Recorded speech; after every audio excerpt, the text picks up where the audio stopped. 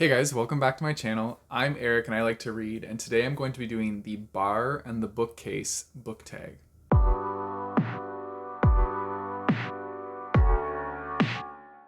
I was tagged to do this by BookTube Goddess, so thank you for that, because I'm always in need of more book tags to do, and we all know I like to do book tags. So yeah, this one is essentially like pairing alcoholic drinks with books. And I mean, I like to drink and I like to read, so I'm putting the two of them together. I'm not having a drink on video just because like I don't want to get demonetized if I have a drink on here. I don't even know if that's like a rule or not, but I'm just being careful. Also, exciting note, I got vaccinated today. So, yeah, that's just another exciting thing that happened in my life. Anyways, let's jump into the tag. And yeah, I looked over some of the questions and I don't even know what some of these alcoholic drinks are because I'm pretty like basic when it comes to drinking. Like I will have beer or wine. And yeah, like I don't really get into like the hard liquors or the spirits. I'm experimenting with like different like summer drinks. So those are like vodka sodas and things like that. And I'm enjoying those. Those are good. But yeah, like I don't really know all like the fancy names for drinks. So a lot of these I don't know. But anyways, let's do it. The first one is an old fashioned, and I don't actually know what's in this, but I've heard of this drink. And so this one is to give a historical fiction recommendation. Now, most of you know I don't really like historical fiction. It's not one of my favorite genres, but there is one exception, and that is The Shadow of the Wind.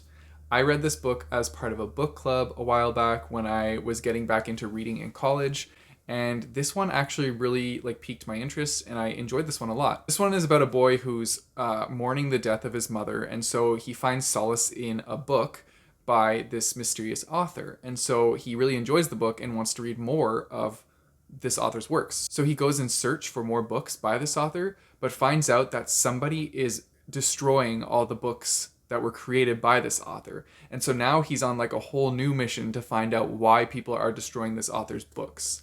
There are many different pieces that come into play in this story, and it's really like it's just a thrilling historical fiction. Never thought I would say that, but it is. So yeah, this is definitely one that I do like of that genre. Probably one of the only ones I like of that genre, but I recommend it. The next drink is a Sidecar, and I can honestly say I have no idea what this is either, but this is to choose a book with a strong supporting character. So for this one, I chose Spellslinger because I recently just read Shadow Black, which is the sequel to this, and there is an amazing supporting character in this series called, I think his name is Rachis or Rikus. I don't know. I still don't really fully know how to say his name because it's, yeah. But anyway, he's an animal companion character and he is just so funny. He's called like a squirrel cat, and he's like the main character's like buddy that just like talks to him all the time, but only like the main character can understand him, and he says the most like vulgar and rude things, but it's hilarious like how he does it. And yeah, it's just anytime this character speaks, like I find myself laughing, and it is hilarious. That's why I'm really enjoying this series. He gets even funnier in the next one. It's a good time, and yeah, he's just a really fun character. The next drink we have is a Manhattan, and this is a book set in New York. Now, I also don't know what's in a Manhattan. Like I said, I'm a basic drinker. But the book that popped into my mind when it was a book set in New York was What If It's Us by Becky Albertalli and Adam Silvera. Now, I only thought this book was okay. Like, I don't have much to say about this book.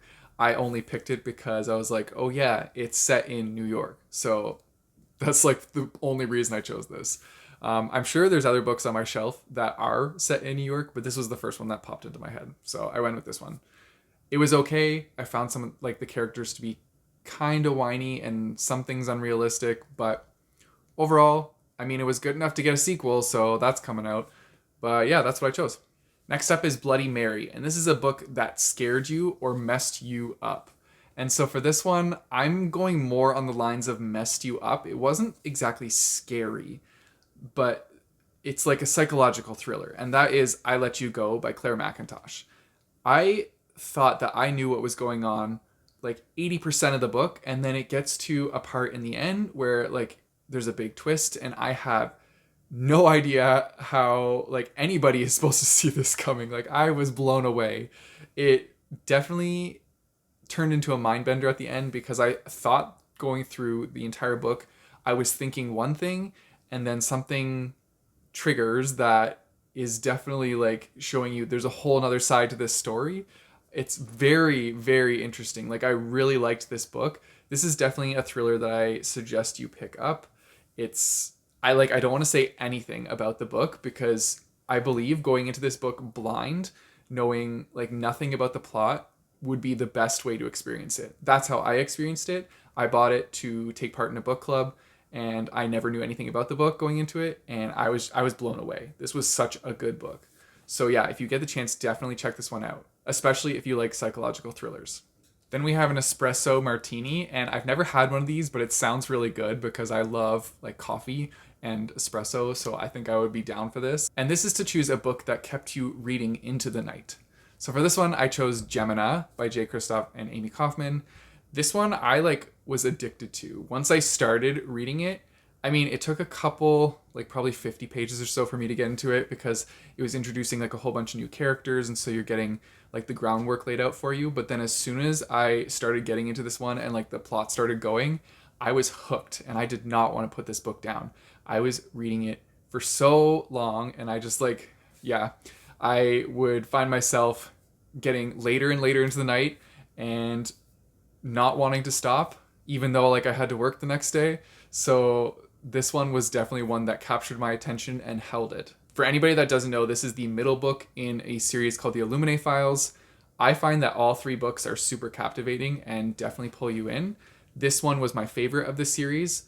I thought that this one was just like it took that intensity level to another level, and that's why I liked this one so much. Then we have a Sazerac, and I don't even know what this drink is. I've never heard of this before in my life.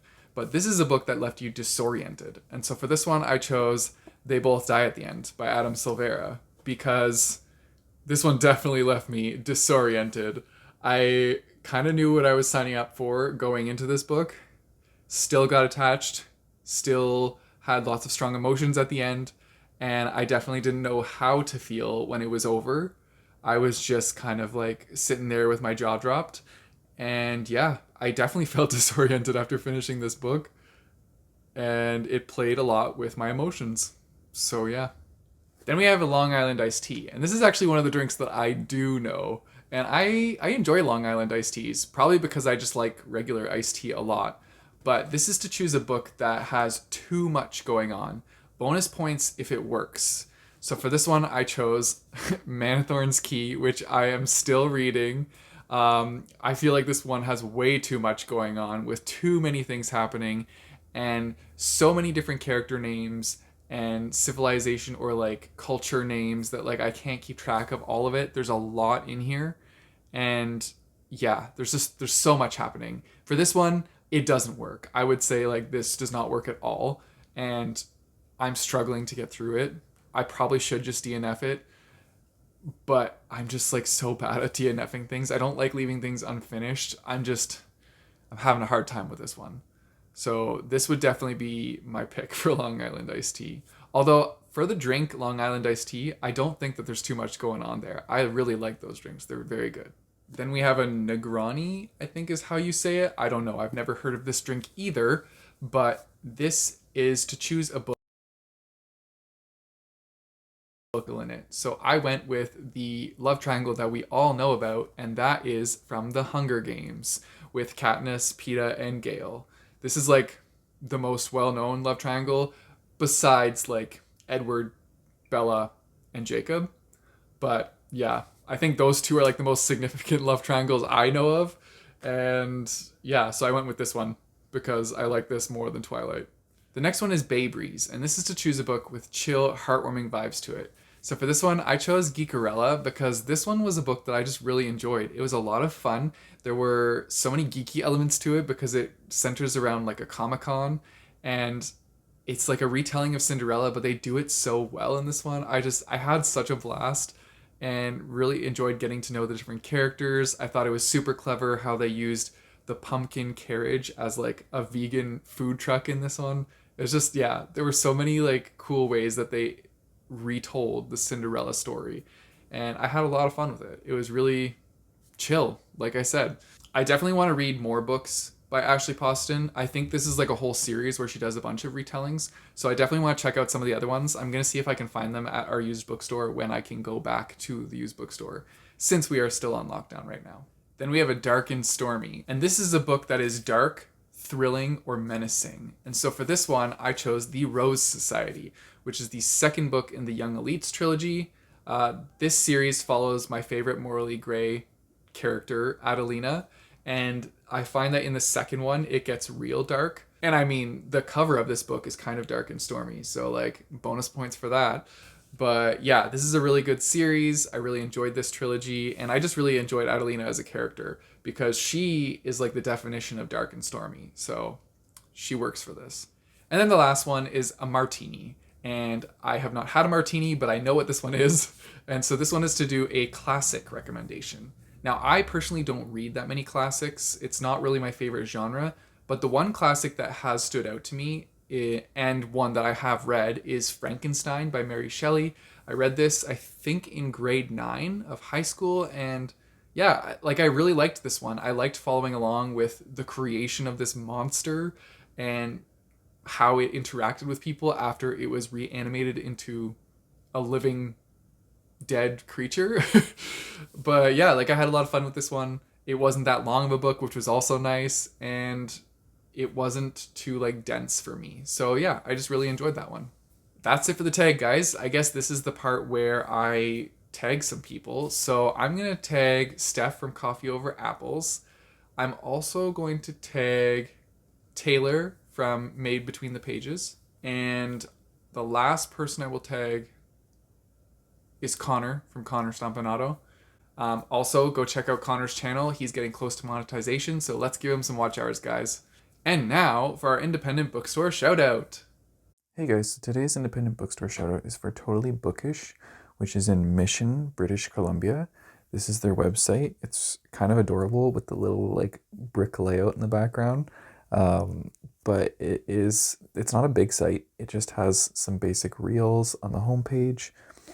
This one has like things that are coming soon, which is really cool. I've actually heard of this book and I've heard of this book here. So I'm excited about those ones. For anybody that likes Crazy Rich Asians, Kevin Kwan's coming out with Sex and Vanity. So there's that. You can pretty much browse on this store for like any books that they have in their catalog here. And yeah, definitely go check them out in Mission, British Columbia if you're near there, or support them online by ordering books from them. And that's the end of my video, guys. If you want to support me, I have a Patreon and a Coffee page, which I'll put in the description down below, as well as a link to buy my bookmarks. You guys know the drill. Don't forget to like and subscribe. Hit that bell notification button so you get notified when I post new videos. I post my videos on Mondays and Thursdays. And until next time, keep on reading.